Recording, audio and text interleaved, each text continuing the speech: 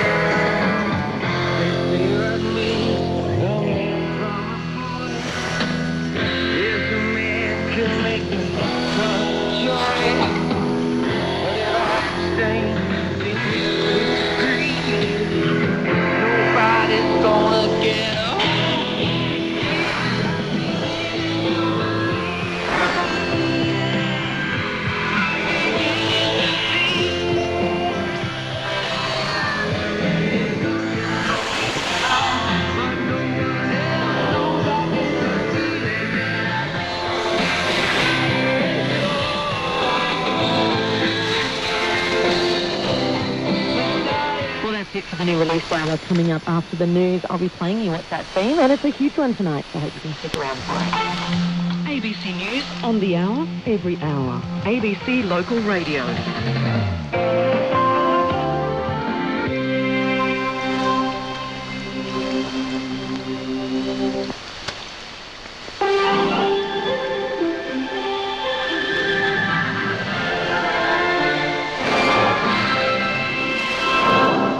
This is ABC News with Karen Waring. Sri Lanka's government has rejected the British Prime Minister's call for an international probe into alleged human rights abuses following the Civil War. David Cameron has urged President Mahinda Rajapaksa to ensure an independent inquiry or face a United Nations investigation.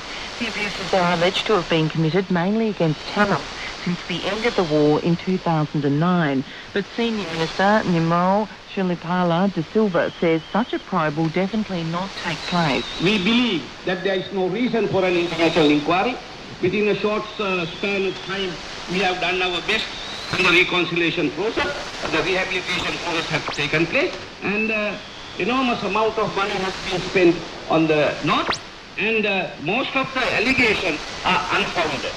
The international relief effort to the Philippines is starting to gather pace, with American military aircraft beginning to bring in aid to desperate survivors of Typhoon Haiyan.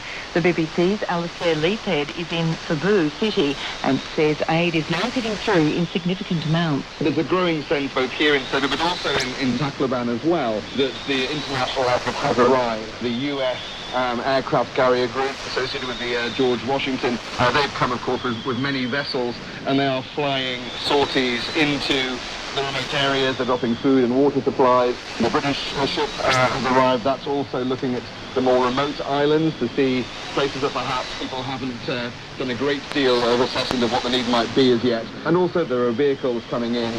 Fuel, of course, is a key thing. The roads are open across Leyte Island. It's just a matter of trying to get the vehicle and the fuel linked up with the food aid and then getting it out there. A second Australian has died in the typhoon. The federal government has confirmed an 86-year-old Australian woman died in Typhoon Haiyan. The Department of Foreign Affairs is providing consular assistance to her family. 49-year-old former priest Kevin Lee also died in the typhoon. New clashes have erupted in Libya's capital, Tripoli, a day after many people were killed and wounded during an anti-militia protest. The violence yesterday involved the Misrata militia, which opened fire on protesters demanding that it leave Tripoli. The health ministry says more than 40 people have been killed and hundreds injured in the violence that saw protesters launch a counterattack on the militia. A man has been arrested over an axe attack that left a man with serious head injuries in Sydney's southwest.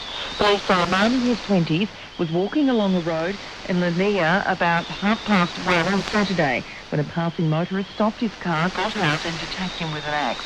Officers alleged the 44-year-old hit the younger man a number of times with the axe before returning to his car and driving off. The injured man was taken to hospital with wounds to his head and leg.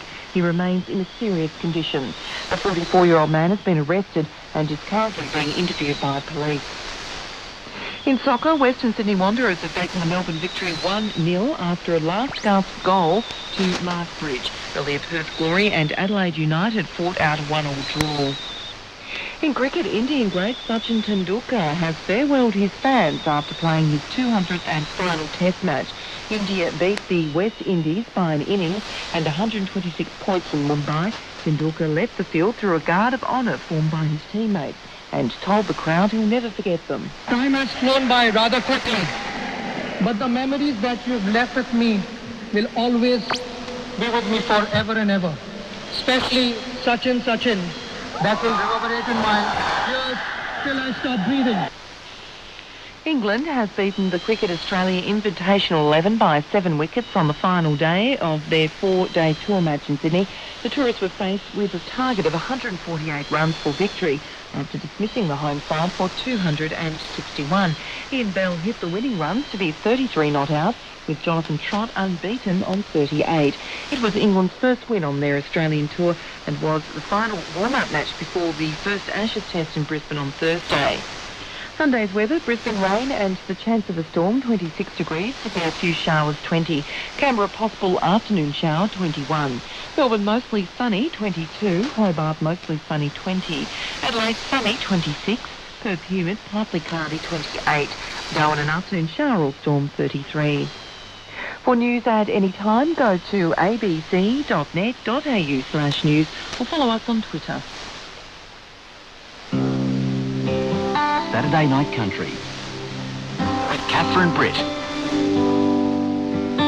at ABC Local Radio.